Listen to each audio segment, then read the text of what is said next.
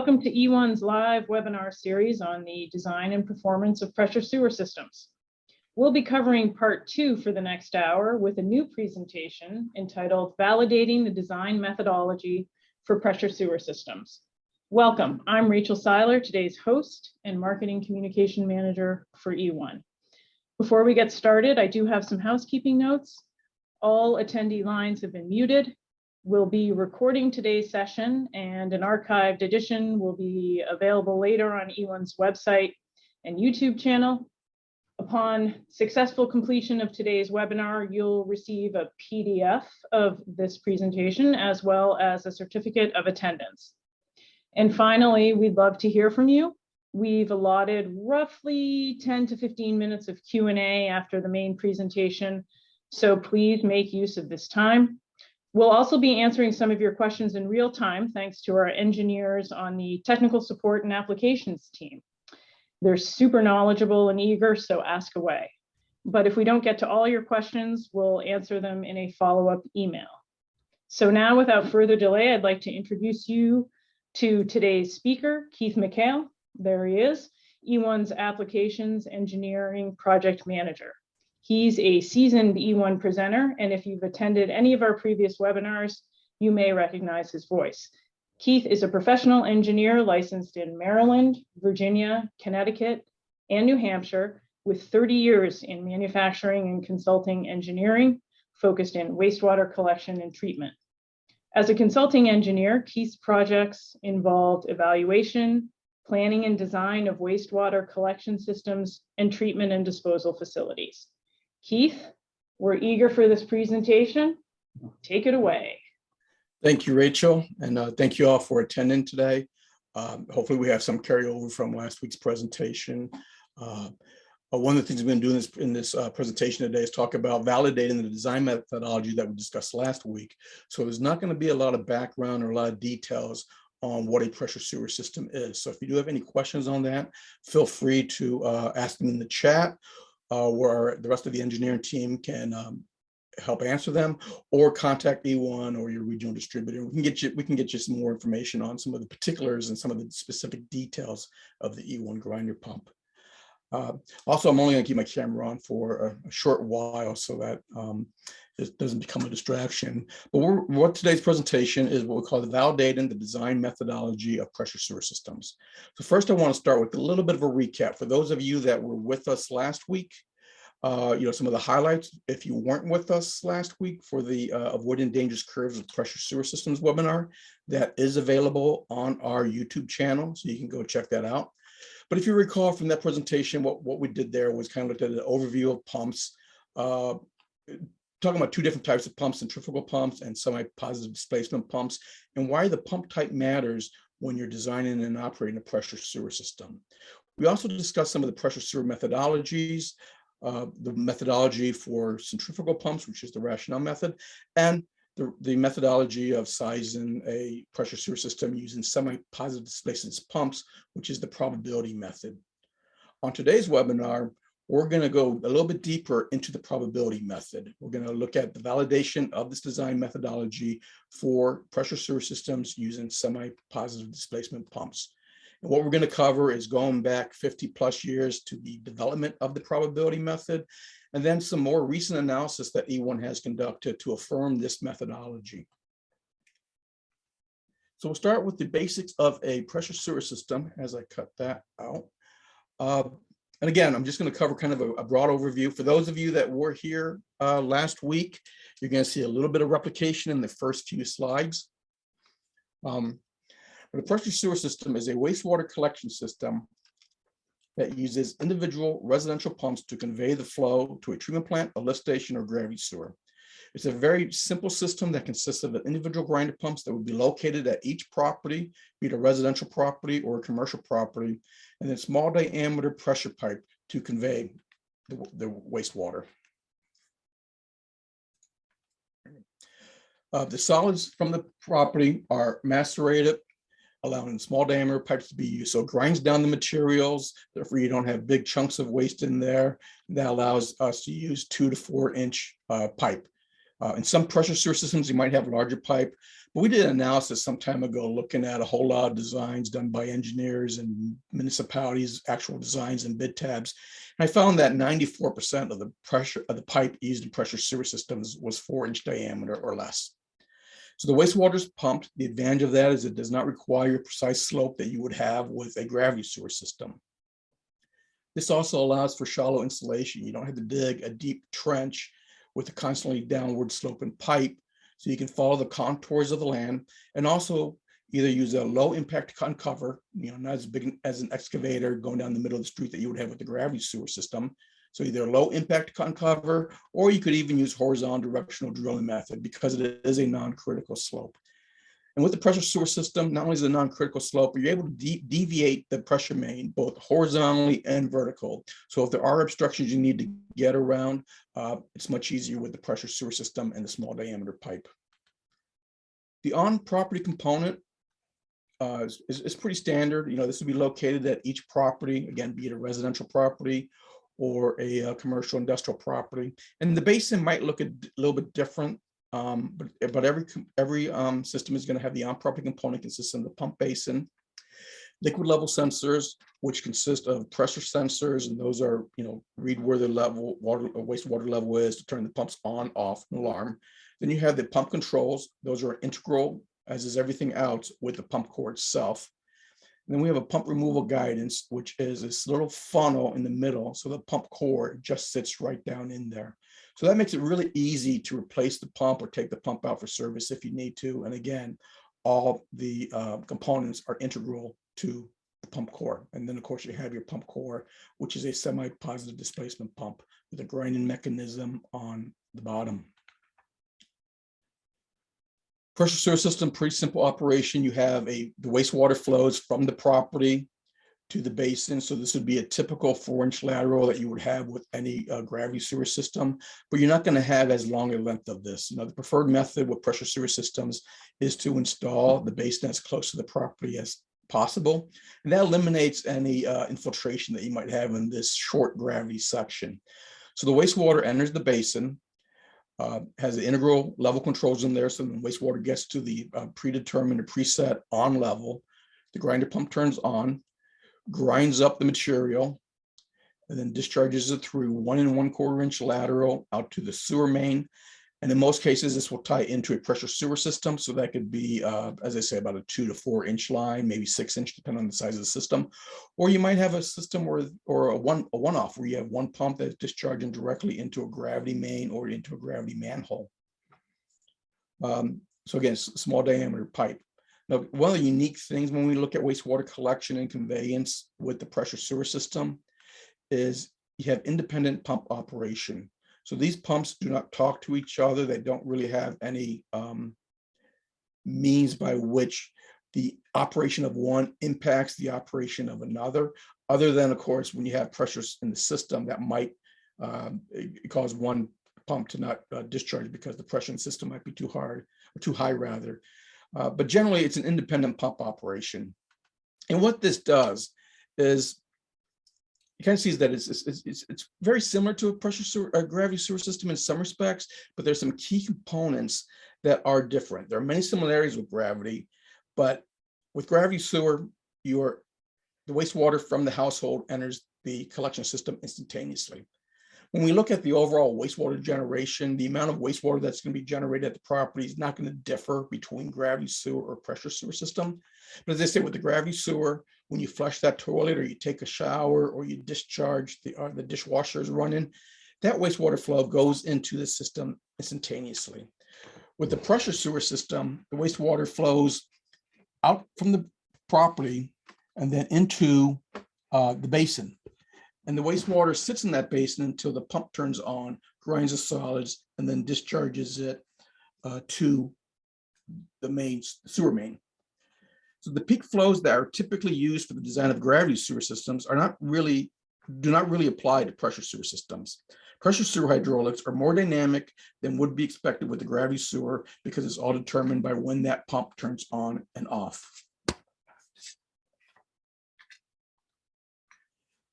A grinder pump recap, for those of you that were here last week or are familiar with us, the E1 grinder pump is a progressive cavity semi-positive displacement model. It has a stainless steel helical rotor inside a stationary elastomer stator. And when the pump operates, you have the solids that come in, the grinding mechanism grinds the solids down, and then conveys the wastewater with the macerated solids through the screw function of the rotor and the stator. So as the rotor rotates, it moves the wastewater from one chamber to another chamber and then discharges out. What this does is a plug flow operation. So it's always going to discharge about the same volume of wastewater every time that screw turns. It is going to fill these chambers the same every time. And what this does is it produces a constant flow rate that is only marginally affected by the system pressure. So recall with the centrifugal pump from last week's webinar, as you have that total dynamic head within your pressure sewer system, that impacts where you're going to be discharging. With the pressure sewer system and the semi-positive displacement grinder pump, it is always going to discharge at a near vertical curve. So it doesn't matter what your total dynamic head is within the system, you're always going to discharge a pretty constant volume of wastewater.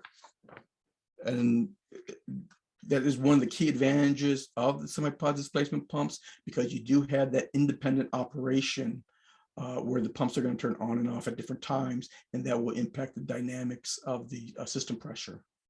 Now, another good advantage of this near vertical curve is it makes the design process a little bit easier. A widely accepted methodology for the design of pressure sewers, particularly systems employing low horsepower semi-positive displacement grinder pumps, is the probability method. This method proposes that the maximum flow will be dependent on the number of pumps in a total population of pumps expected to be operating simultaneously. A key assumption with the probability method is that the discharge from each pump will not be significantly altered due to the changes in the total dynamic head, as I mentioned. So the semi-positive displacement pumps have that near vertical curve characteristics, and the discharge is going to essentially be constant over that wide range of discharge pressures. Excuse me. So by estimating the maximum number of pumps, you'll go through, and the probability method basically says, based on the number of pumps you have, the expected number of pumps discharging, this would be the maximum number. So if we have, say, 40 grinder pumps connected to a part of our system, the expectation is that no more than 6 will be operating at any given time. If we have 155 pumps connected throughout the system, the expectation is throughout that system being evaluated, that component, that part of the system rather being evaluated, no more than 10 grinder pumps, E1 grinder pumps, will be operating simultaneously. And where this becomes easy and advantageous on the design process is that semi-positive displacement curve. So, if you have 6 pumps discharging, you kind of estimate the flow into the system as multiplying that 6 times a factor of 10 or 11, because it doesn't matter what your pressure is going to be within the system, you're not going to have that much variance on the discharge from the pump.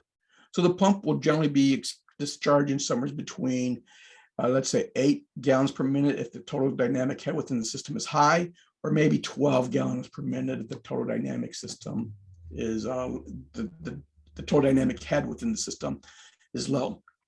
Generally, we would use about 10 or 11 gallons per minute. So when you design the system, you estimate how many pumps is going to be the maximum operating, and then multiply that by 7 or 10, and that gives you your flow.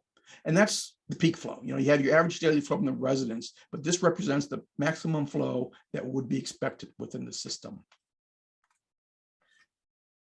Now, the probability method is based on 2 major data items. One is wastewater flow data from a large number of connections, and the other is wastewater flow data from a small number of connections. There is a well-studied and documented record of the former. This is the same sort of flow estimating you would use for gravity sewers, and gravity sewers have been around and designed for a heck of a long time. So we really have a good record on that. But there was very limited data on the latter, very limited data on the small number of connections.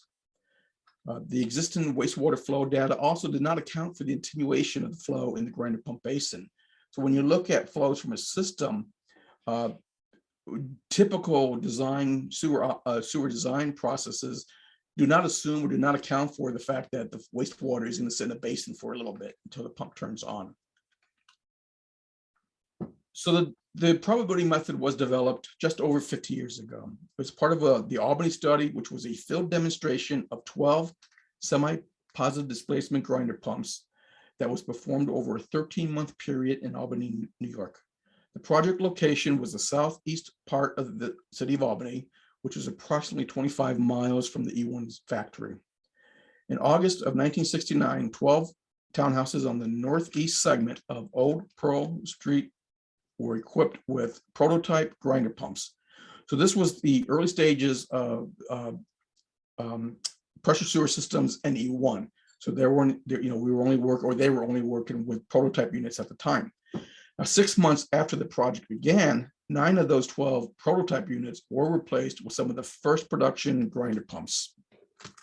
The Albany study, which is known by its proper EPA form as a pressure sewer system demonstration, concerned itself with 5 major objectives.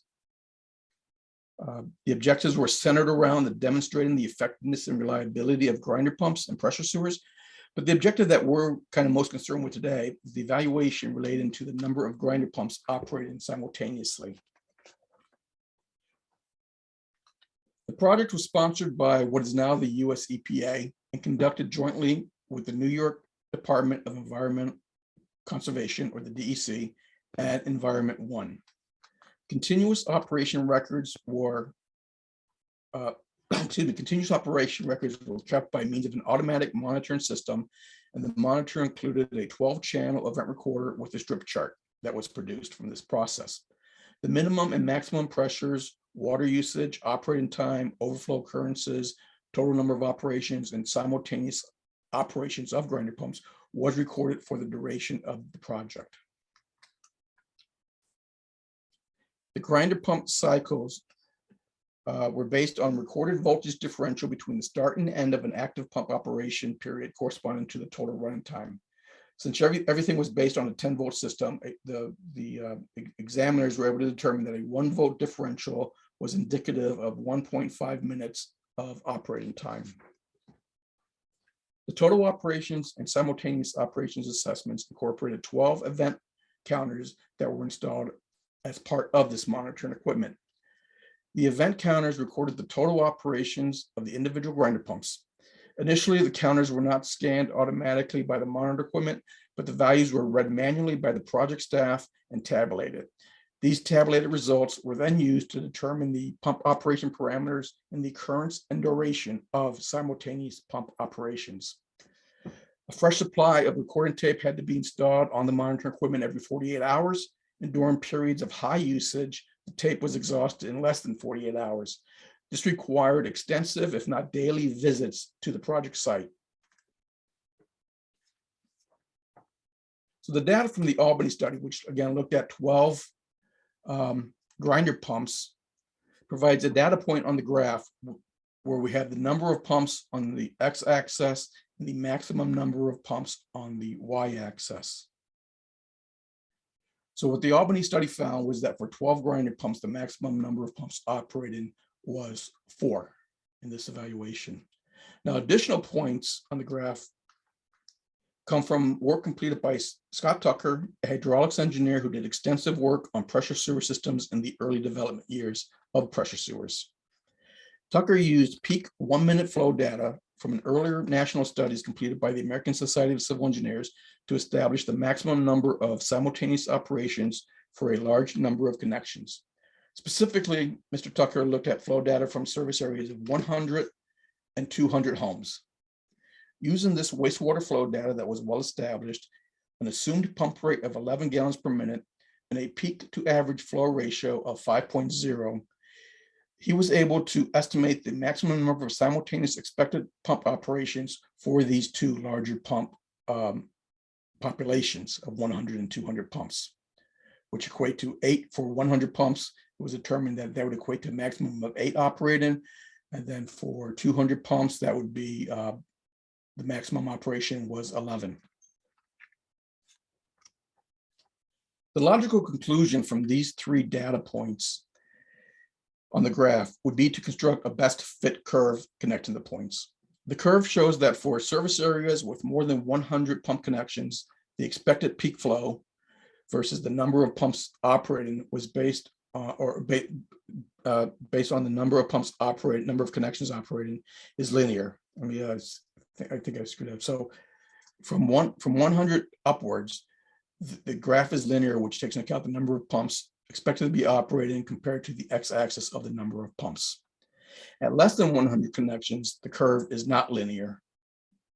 This transformation between the nonlinear and the linear portions of the curve may be attributed to the law of large numbers, and also looks at observable historic data of peak flows and pressure sewer systems. So when you have a large number of connections, you're going to start to get some smoothing of the data. But when you have a smaller number of connections, you're not going to be able to smooth that data. And that's really what the law of large numbers says is, when you have larger numbers, you flip a coin 100 times, you're going to get heads 50%, tails 50%.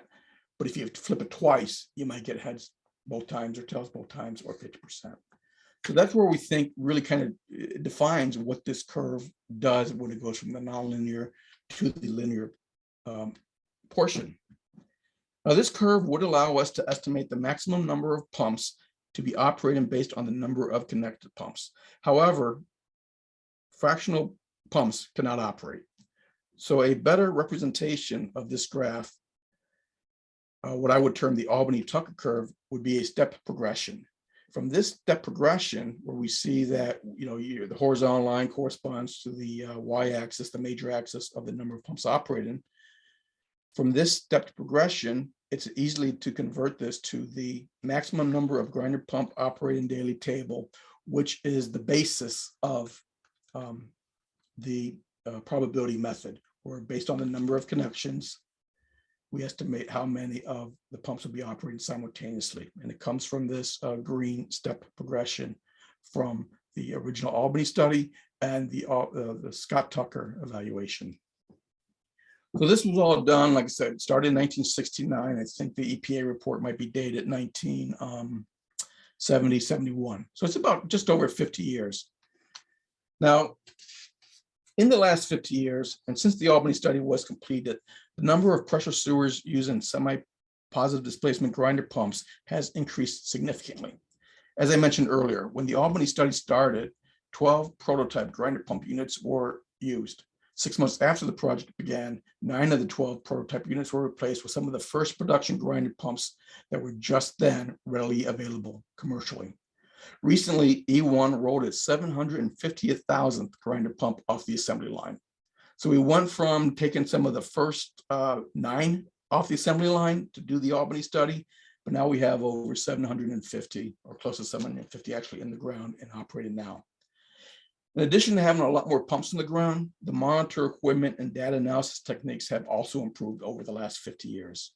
So these advances in the technology and the increased number of grinder pump connections provided us with the opportunity to validate the Albany study and probability method, but also to expand on some of the data points.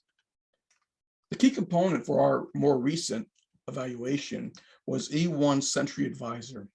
Sentry Advisor is an optional component to the alarm panel that we have, and it allows the user to monitor pump performance and record start time, run times, duration, stop of each grinder pump operation. Provides a lot of information to the operations staff. It also stores all that operation data and makes it available to a group of E1 engineers who want to say, hey, is what we've been doing for the last 50 years really working right? So it monitors all these systems, and what the system does, the Sentry Advisor system, it has a few features that served our evaluation very well. First, it has mapped connections, so you can look at an area where you have Sentry Advisor installs and see where you have the connections. From the operator standpoint, what you see on this graphic is grinder pumps that are working well, no problem, and then some that might be an alarm. So this is what the operations staff would use it for. But for us, it showed us where there were a lot of grinder pumps that were connected to the Sentry Advisor system. And also on those, it gives us some good information on the pump cycles. Here we're looking at a standard dashboard of a property. We have the time of day, day of the week of the, so what I have here, grinder pump cycles. You could also do this in terms of run times, pump cycles, and alarms. But here we're looking, just some basic data. And again, what we used this for was to kind of help the process of how we were going to select sites to do our new evaluation. So we established some criteria to be used in the evaluation. The first criteria was to select good sites. We want to establish criteria regarding the properties, so we knew we had some good information. We want to exclude sites where the cycle events and the times deviate from what would be normally expected.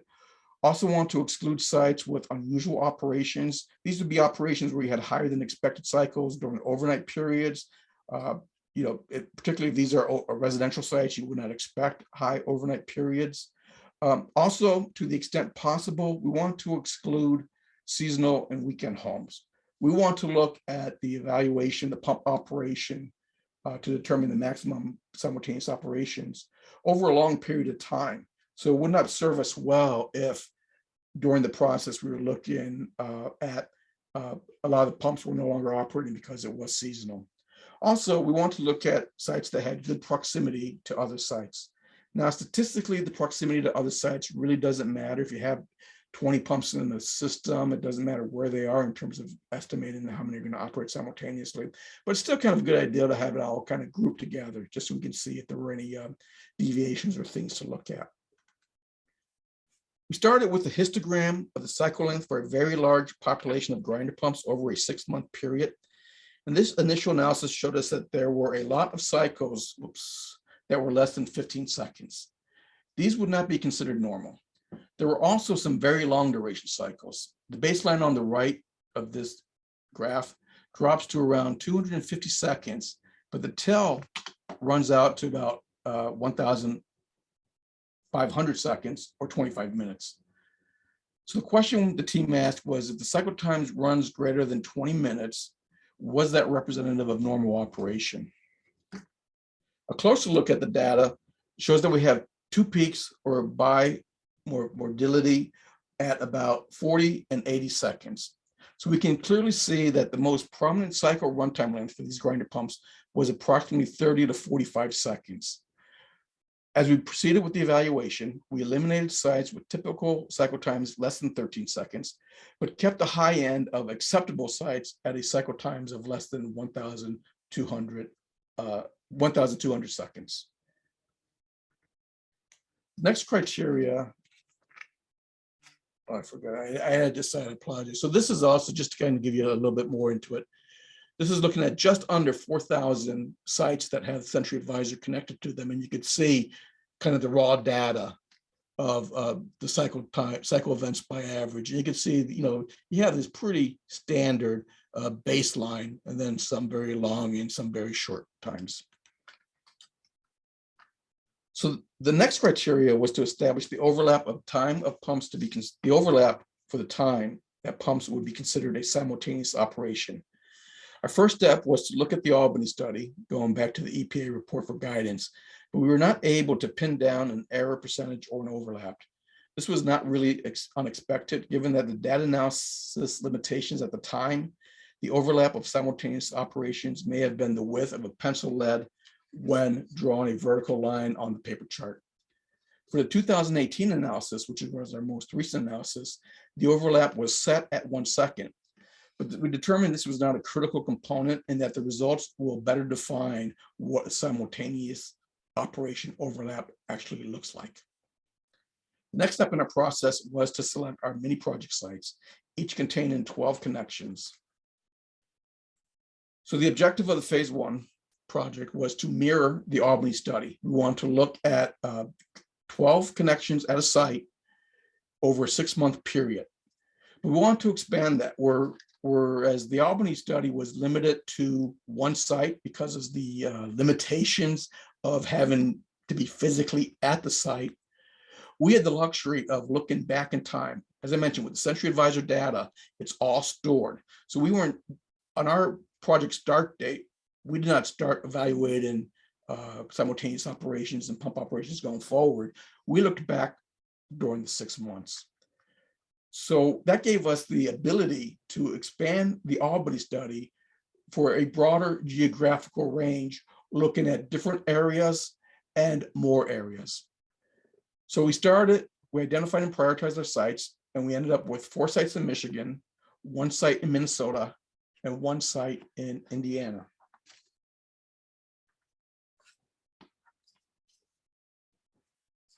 The first site we selected, we had 4 sites in Michigan. We're in Franklin, Michigan, which is part of the Oakland County Water Resource Commission. And we designate these as MP1 through MP4. We designated MP1 as our alpha site for no other reason, just to give us something to say, okay, if everything else goes wrong, this is the one we focus on. And we selected this because it had really stable residential location, good grouping of the connections, and the initial data looked favorable. So these were going to be our first 4 sites of 12 connections each. Then we looked at our secondary sites. We developed a short list of secondary sites. These are sites that have the Sentry Advisor optional into the alarm panel. And you can see, just looking at this real quick, you have some, Alabama had 20 sites. Some had only 9 sites or 6 sites. So we wanted to find some sites that had a lot of Sentry Advisor panels. That way we had some flexibility in selecting which 12 of those we could use.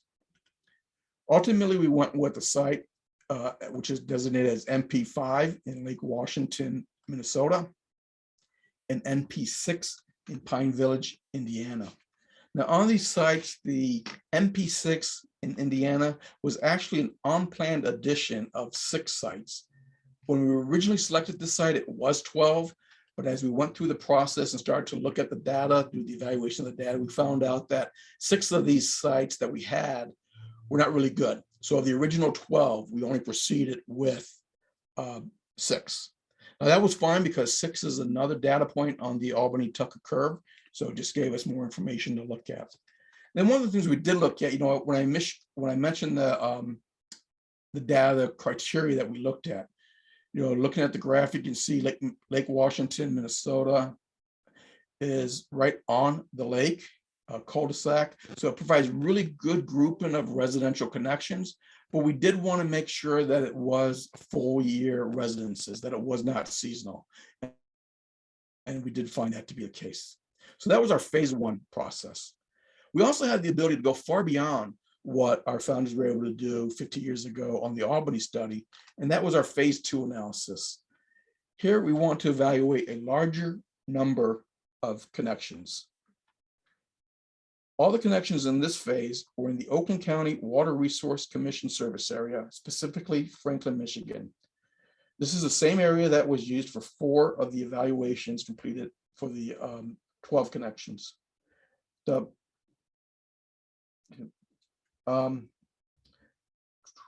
phase 2, we had 700 connections, so that gave us a very good base to select from. And what we wanted to do here, with the Albany study, was limited to looking at just 12 connections. Here we want to look at 25, 40, 65, and 97 grinder pump connections to see what the simultaneous operations would be for a larger population of grinder pumps. And some of you might already be doing the math in your head and coming out with that 25, 40, 65, and 97 is the midpoint of points on the simultaneous operation table and the curve. So our second phase of the project consisted of 16 total evaluations of grinder pump operation. We established 4 mini projects for each of the connection sets. In this graphic, the 4 mini projects are the rows, and the columns represent Sentry Advisor sites for 25, 40, 65, and 97 connections. So this gave us 16 sites to look at. The evaluation objective in establishing these sites for phase 2 was to maintain uniqueness in the connected sites. MP 1, 2, and 3, the first 3 rows, are very unique. They do not have any duplicate Sentry Advisor sites. So these sites were made up of individual Sentry Advisor sites without any replication. By the time we got down, even though we had a data set of 700 connections, by the time we got down to MP4, we wanted to just kind of mix it up again. So the bottom row, MP4, there are Sentry Advisor sites that are also in the 12 sites associated with MP1, MP2, and MP3.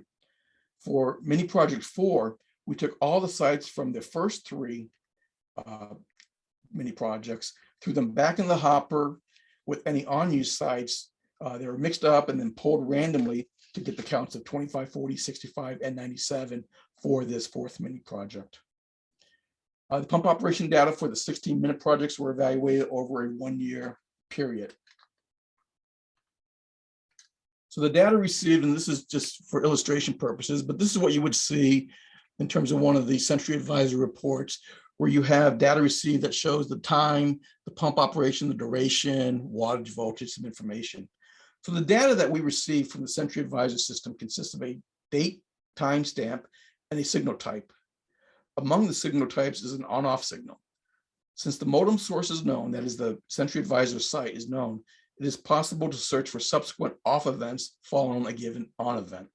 So for each pump in a mini project service area, a table of all pump operation events with a start time and an end time was produced from the raw data.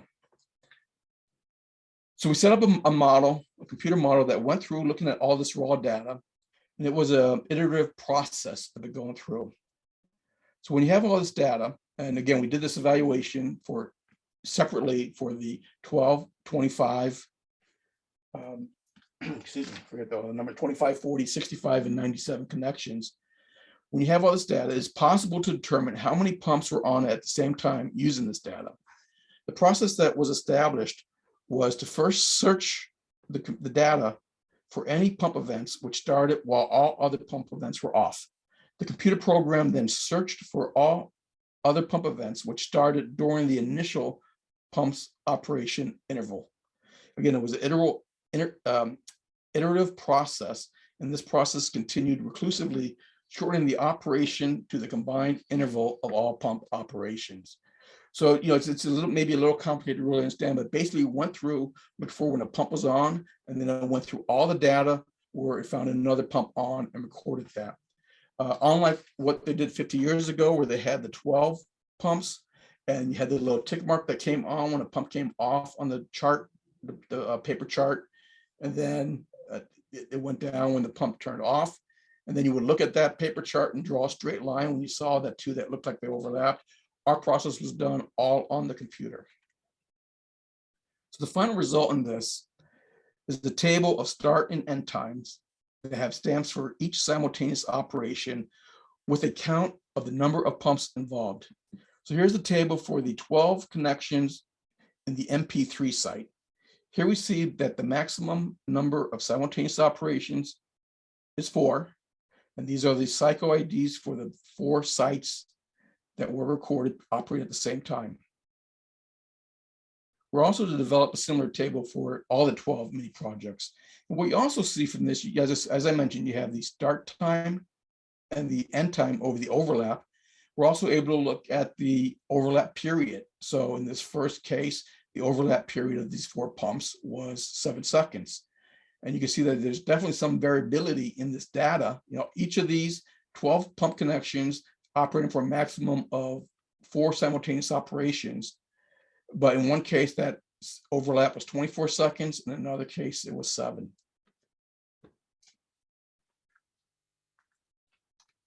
So we look at this for all the MP sites, the mini project sites for the 12 connections. Our phase 1 was just the 12 connections. And again, it sees, focusing on the first 5, which had 12 pumps connected. The data showed us that the maximum number of simultaneous operations was 4. When we look at the Pine Village, Indiana, which is a very tight cluster, but it also was the one where we started with 12, but 6 of them were not good sites. We were just looking at 6 pump operations. The maximum number operating at any given time was 3, which is what we would expect from the table. And again, it's a little interesting, one of the advantages of doing what we did now versus what was done 50 years ago is when we're looking at 12 pump connections, which would be the first 5, we can look at and see, well, how are things different? I mean, here there are 12 pump connections, all with the maximum operation of simultaneous operations, but you do see some variability in the overlap time of these pumps, as well as the number of occurrences where you had 4 pumps operating simultaneously. So that gives us a little bit more of a comfort level, because you're not relying on data from just one location. We have 5 locations that we're looking at for the 12 pumps operation, and they're all coming out with what we would expect with the maximum simultaneous operation of 4. For phase 2, the data analysis process was the same as it was for phase 1, but just with a larger number of connections. The second phase of the evaluation yielded very positive results for the sets of 25, 40, and 65 connections. The maximum number of simultaneous operations was observed to be consistent with the values in the probability table that was developed 50 years ago. Now, as you would have with any data evaluation, when you're looking at a whole lot of data, there were exceedances of the expected maximum number of simultaneous operations, but these exceedances were not a concern given that the frequency of the events was rare and the overlap period was very small. Kind of for an example, I'll give an example. There was looking at one of the sets where we had 65 connections. There were approximately 500 events where 6 or more grinder pumps operated at the same time, but only 17 of these events exceeded the expected value of 7 simultaneous operations. So this is 97% of the events were equal to or less than the 6 simultaneous operations that we would have expected. And the average overlap of these 17 events out of 500 events was approximately only 11 seconds. And also you recall from, when we look at each of the 25, 40, 65 connections, there were 4 separate and unique evaluations. So when you look at the 70 exceedances that we had in the 65s, when we look at the other 65s, 15, we only had 15 in the first set, 2 in the second set, and none in the third and fourth set. So again, this gave us a little bit more data that we were able to look at that they weren't able to do 50 years ago, because we did see some exceedances, but the overlap was very small. The overlap was very rare, and it was not consistent throughout all these areas being evaluated. Now, unfortunately, we did have failure at 97 connections. We were not able to complete the evaluation of 97 connections. A lot of computer energy was required to look at the pump operation data provided by Sentry Advisor for a 1-year period. And as the number of connections increased, the computational requirements exceeded or expanded exponentially. To give you an idea, when we had 12 connections doing the data analysis, that process was completed in less than 1 hour. When we got up to looking at the data analysis for 25 connection site groups, that data process took over 11 hours. By the time we worked up to 97 connections, the data processing requirements exceeded our capabilities. The evaluation crashed the server before the processing was completed. So the team, we got together and we evaluated it, and we came up with a couple options. Our first option was to add significantly more memory to the server and rerun the evaluation at 97 connections. The second option was to rewrite a process procedurally in a different programming language. This would allow for the process to evaluate a more intensive process scenario. So when we looked at this, we found that there would be a significant cost with both options and no guarantee that the results would be achieved. Even if we implement option 1 or option 2, we still might crash the server trying to evaluate the 97. So we looked at and decided that the best course of action was to abandon the 97 connection site runs. We weren't concerned about this because a key factor on the decision to abandon the 97 connections was the fact that this is essentially the number of connections on the Albany-Tucker curve where the curve becomes linear, the larger population of pumps. From the beginning, the simultaneous operations evaluation table was more concerned with what happens to a smaller number of grinder pump connections. At less than 100 connections, the Albany-Tucker curve simultaneous operation table is not linear. And this is where As I say, going back to day one, this is where the greatest concern would be in terms of predicting the maximum flow in the system.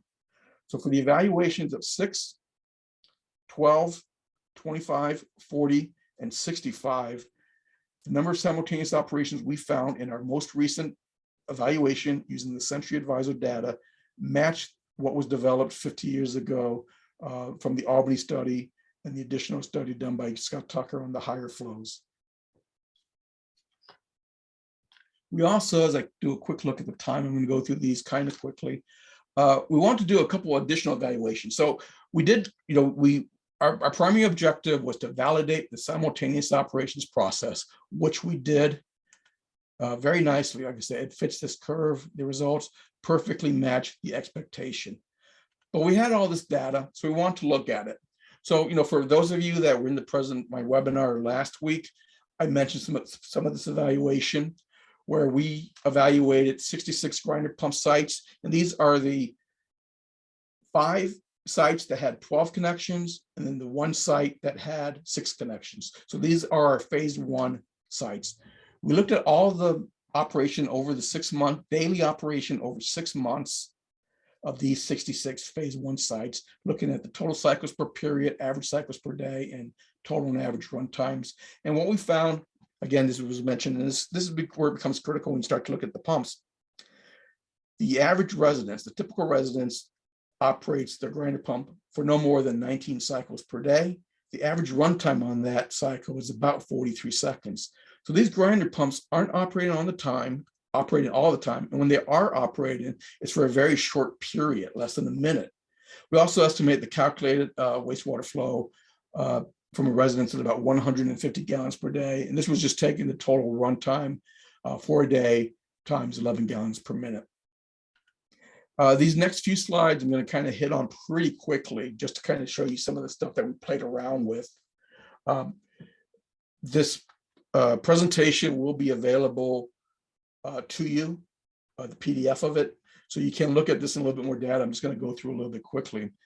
But what we did, looking at the 6-month operation of all the sites for the phase 1, so that was the 5 sites where we had 12 connections and the 1 site with 6 connections. And we just looked at a couple of different things to see how it plays out. So we looked at weekly project averages, looking at the total cycles per day, total runtime, average runtime, gallons per day and gallons per cycle. And if the colorization of this, as you move from a green to a darker color, that just shows increase in numbers. So we kind of go through. We also looked at the monthly project averages.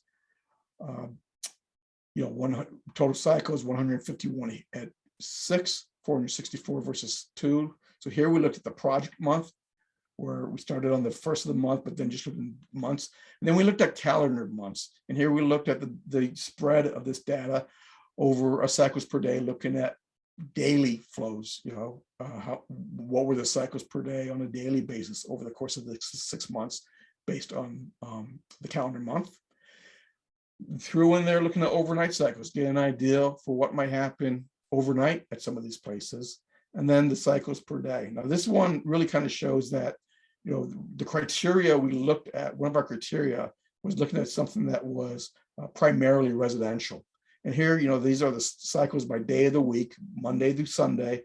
And you can see down here, it is pretty much 14 to 15% every day, which is what you would expect for a residential community. If we were looking at a commercial or a subservice area that has some commercial installations, you would probably expect to see fewer cycles on the weekend.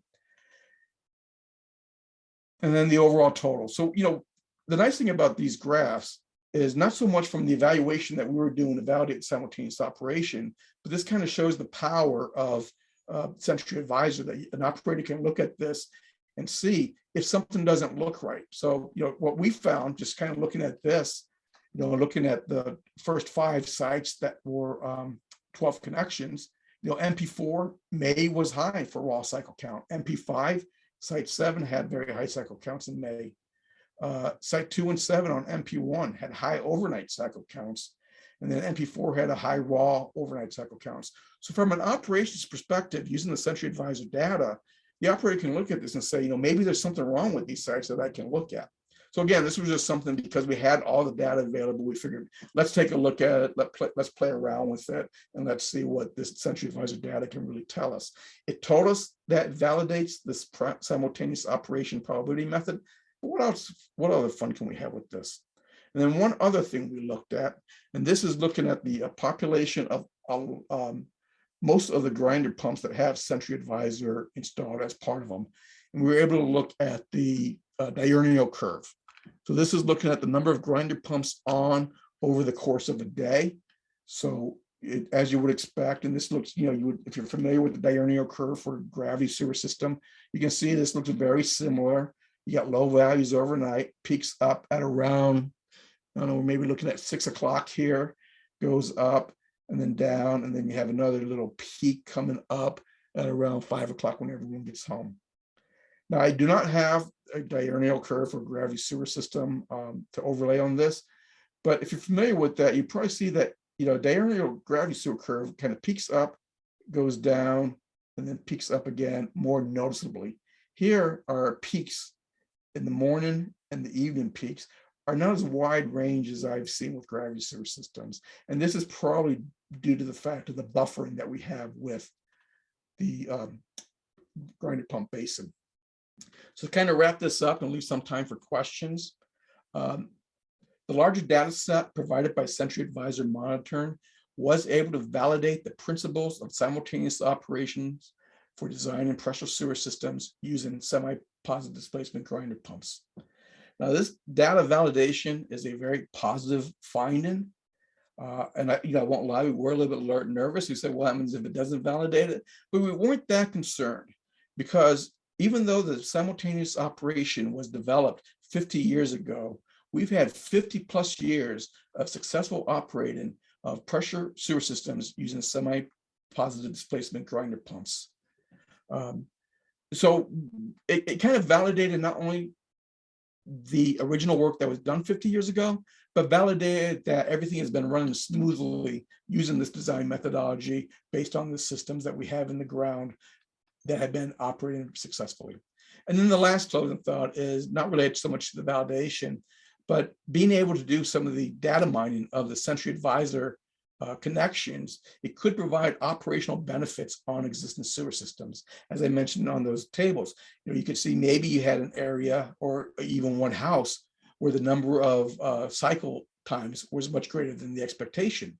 And this could be indicative of a pump, a basement sump pump discharging into the basin, or maybe there's a break in the lateral between the house and the basin, so you're getting some infiltration. So this is a very powerful tool for the operators to work with as well.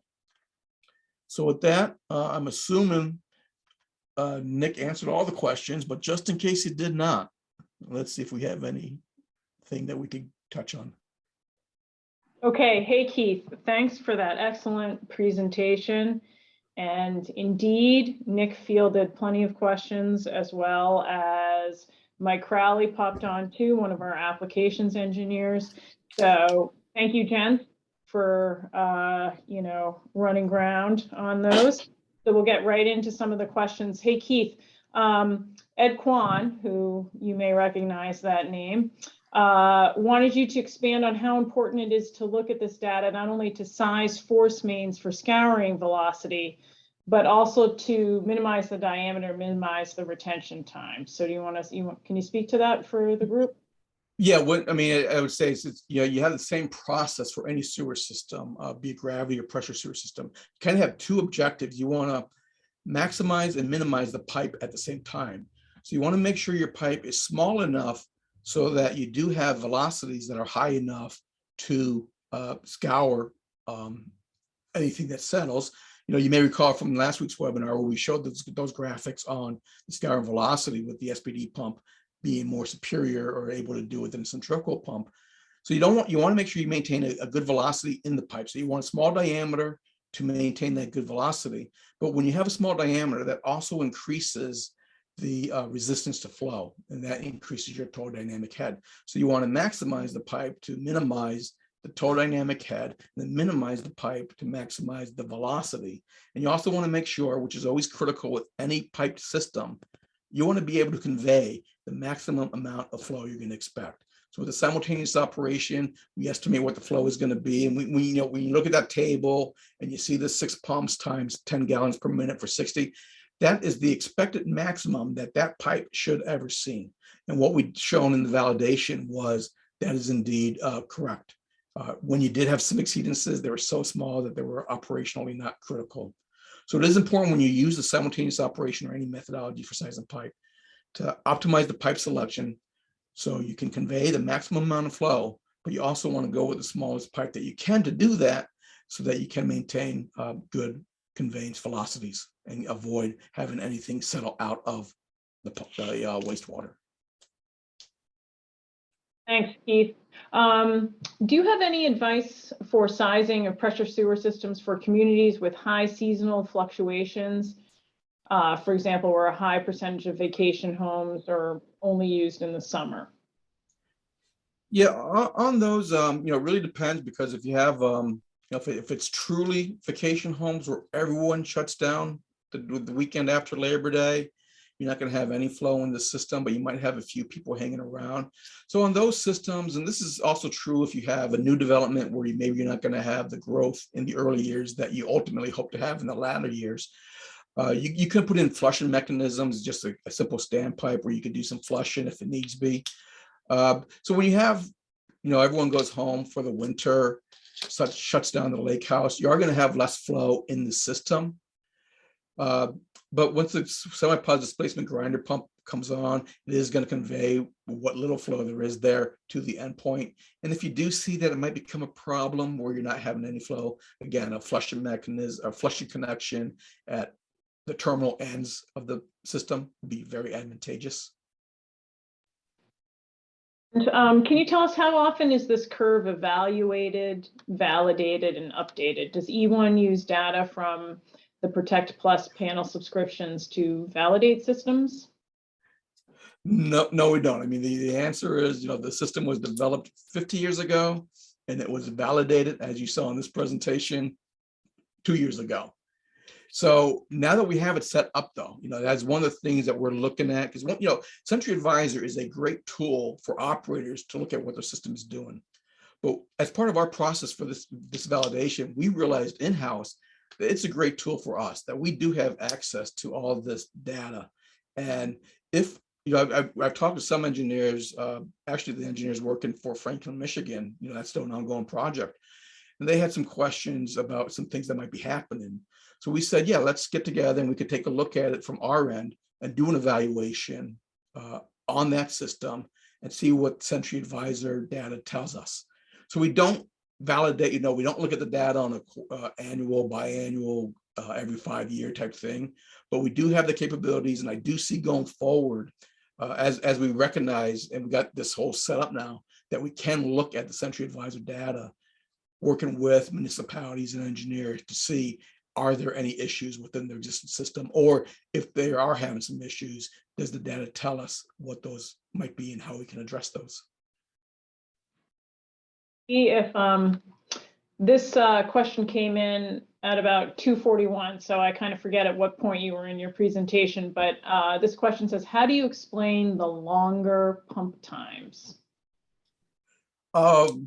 Well, I'm going to assume it might have been where I was showing the graphic on the cycle pump times where you had some really long ones. Yeah. And, you know, we really don't know, because, you know, I would say, for lack of a better term, what hurts us is we're a pump manufacturer. We sell a pump, it goes to the distributor, but we don't know necessarily what happens after the fact. Now, a couple months ago, I was out in Las Vegas at a conference, and I was talking to our distributor out there, and he actually had one of those sites where the cycle time was more than 20 minutes. And it was a hotel, and those cycle times were overnight.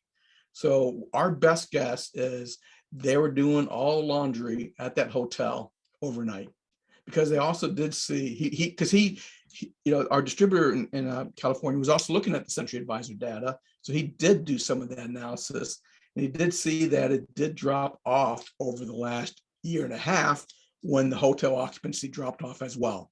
So we don't look at it on a case-by-case basis.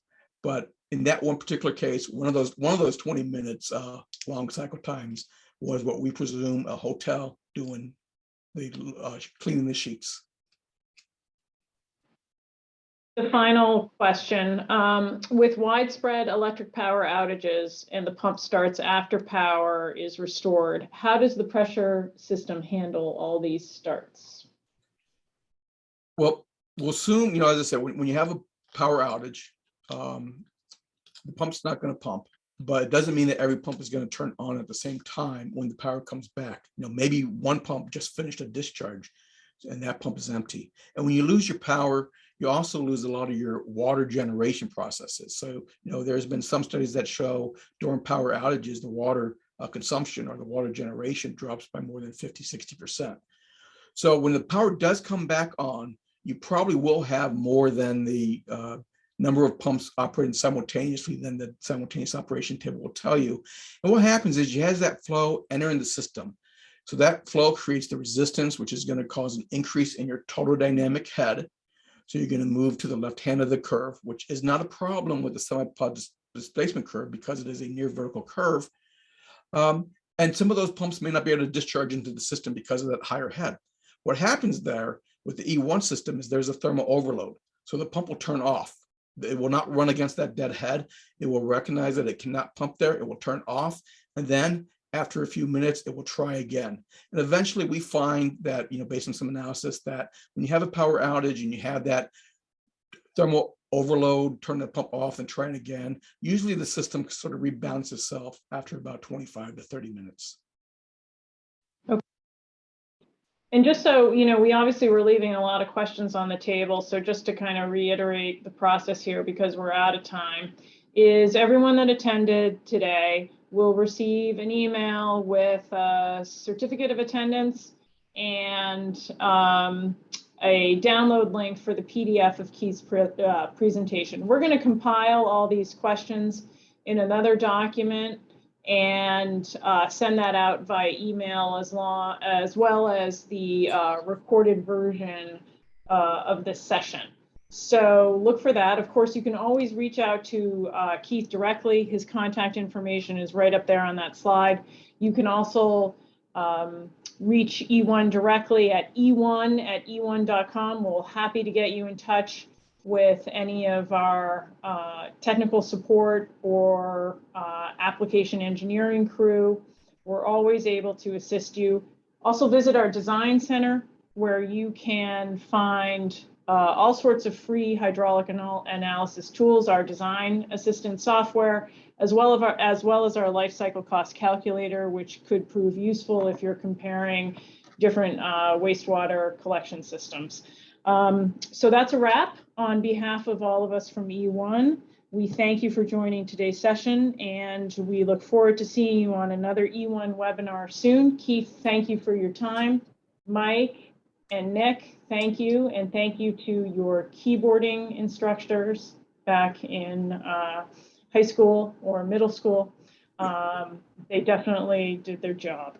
So until then, everyone be well. Thank you, Rachel. Thank you.